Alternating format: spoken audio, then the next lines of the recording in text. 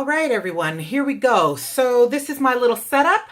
Off outside of the photo is a pan with some warm water in it for cleaning the stencil, but I'll go through what I've got on the table other than that. So over here, I've just got an eye makeup thing that's got some water on it in case I make some mistake on here. I need to wash it off, or I get some stuff on my hands and I want to make sure that I'm not transferring the paste onto anything else.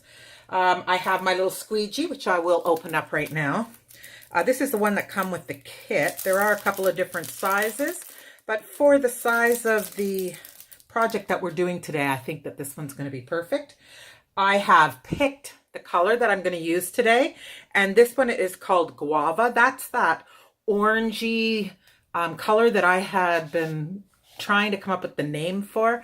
I thought I might as well try it first. It's kind of a cross between an orange and a pink. So I'm excited to see what's going to be happening when I put that down.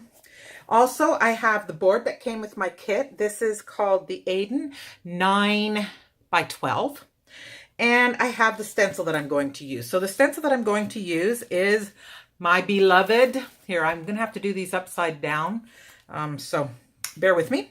It says, don't bother me, I'm procrastinating. So I'm going to turn my board sideways. We will open up the stencil. Now, the important thing to know about these stencils is this is actually a material stencil, which means that it has a bias. And if you take a shirt and you pull it on its corners, you'll see that it actually stretches, but there's part of your shirt that won't stretch. In this, that's this side or this side. So whenever you're using this, it's extremely important that you don't pull from the corners where you're going to stretch the stencil, but you actually pull from the center.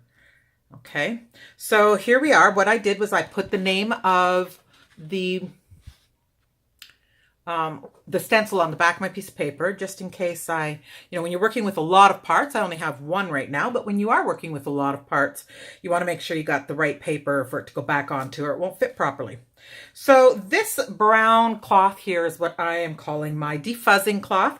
They do have one in chalk couture. It was out of stock at the time when I got my kit. They're back now. They're now back in stock, and I will expect to be ordering one shortly. But they did say that literally any material that kind of produces a fuzz is what you want to use. And the reason you want to do that is because the glue that's on the back of these stencils is quite strong, and you certainly don't want it sticking so badly to your base, whatever base you're using, that you can't lift it without stretching it out. So you defuzz it a couple of times, making sure that you are getting as much of it covered as possible so that you aren't going to have any of that. And the interesting thing about this is that should all of that stickiness go away and you need to revitalize it, we're going to be able to do that. And I will show that to you in some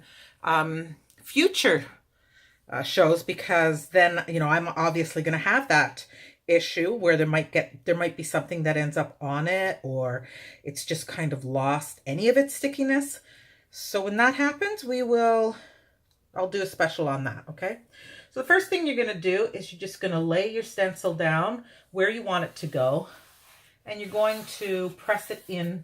Now, I'm not going to press the corners because I want to be able to get a hold of them, but I am absolutely going to press this down where I want the paint to go. Because if there's any air pockets where I want the paint to go, then that could leak underneath. And we don't want that, obviously. This is the first ever one that I'm doing. As I said in my initial kit video, the plan is for you to see all my mistakes in all of their glories and all of my successes, because this isn't a hard craft to do. But I don't want anybody thinking that, you're never going to make a mistake, because that's just not the reality for me, for sure. So anyways, I believe I've got this down. I'm going to take my paste, and it's a good idea to give this a stir. My understanding is that these pastes will last roughly 6 months. They do require a certain amount of care. You have to make sure that you Keep the lid on very tight, and spritzing it with a little bit of water before you close it up, because this is a water-soluble paint, will help to keep it from drying out.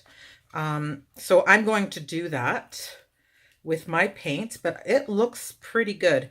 And the nice thing about it, as you can see, I'm scraping this off. We're going to be doing a lot of that. So this stuff should last, my understanding is probably about 15 uses.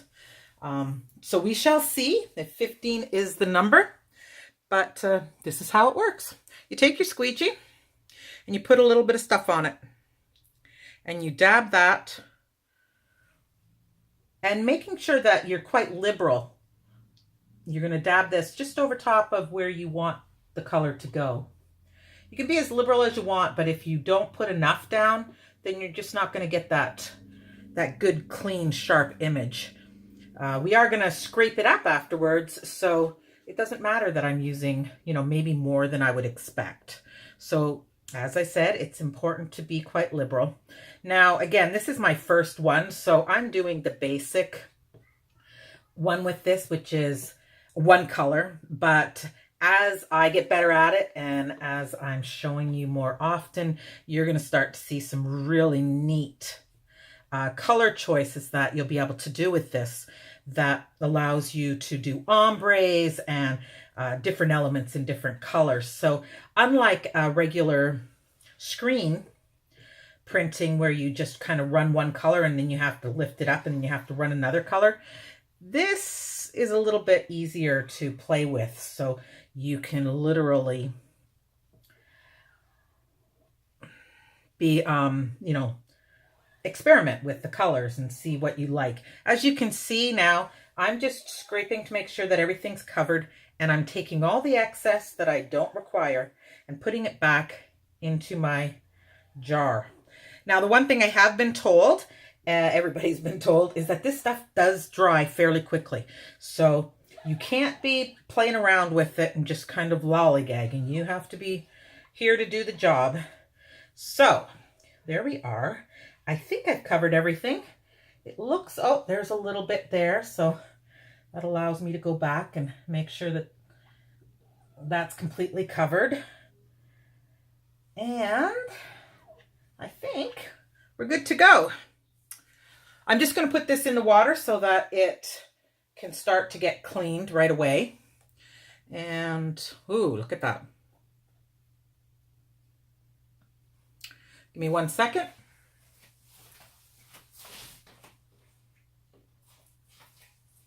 So I just dropped that into a tray that I've got sitting there. The next thing that you do is you pull the stencil off. So yes, I am going to kind of separate it from the board right there so that I can get a hold of it. But once I do, then it's really about pulling from the center. Now, oh, look at that. Oh, that's a beautiful color. And here it comes. Oh my goodness, it's gorgeous. Now I will say that it does take quite a bit of pressure, and of course I'm trying to keep it in frame for you guys, so I'm really having to work to get it off. And I expect that that will change as I am practicing a little bit more, but here we go. Oh my goodness, that is gorgeous. Look at that. Now I'm going to run off and put this in the water.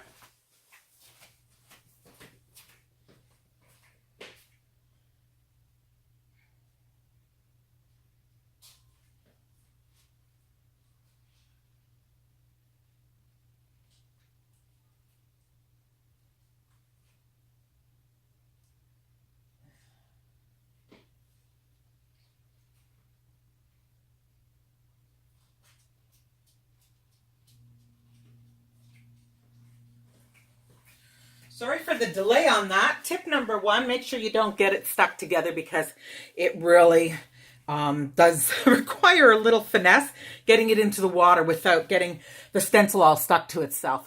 what I realized was if I immerse it in the water, then the water actually helps to release it. So here we go. What do you guys think? It was pretty simple. I'm pretty impressed. I think I did quite well. I actually like a little bit more rough look. So down here, I would say that that might be, an area where I would want to make sure that I've got quite a bit of paint on it. But I actually love the look. Man, I don't think I'm taking this off for quite a few days. I think I'm going to put that up on my door so that everybody who comes to see is going to know what's actually happening in here. So, as I said, I hope that you enjoyed this first ever video from Shelly with Chalk Couture. If this is something that you think was relatively easy, I believe that it was. It certainly didn't take a whole lot of time.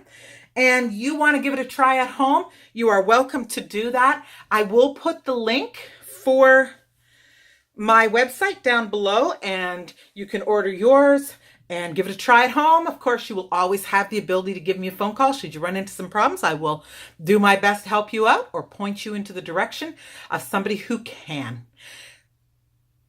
For our next visit, I'm not sure exactly what I'm going to do, but I'm sure that we are going to have a ton of fun. Have a great day. Bye.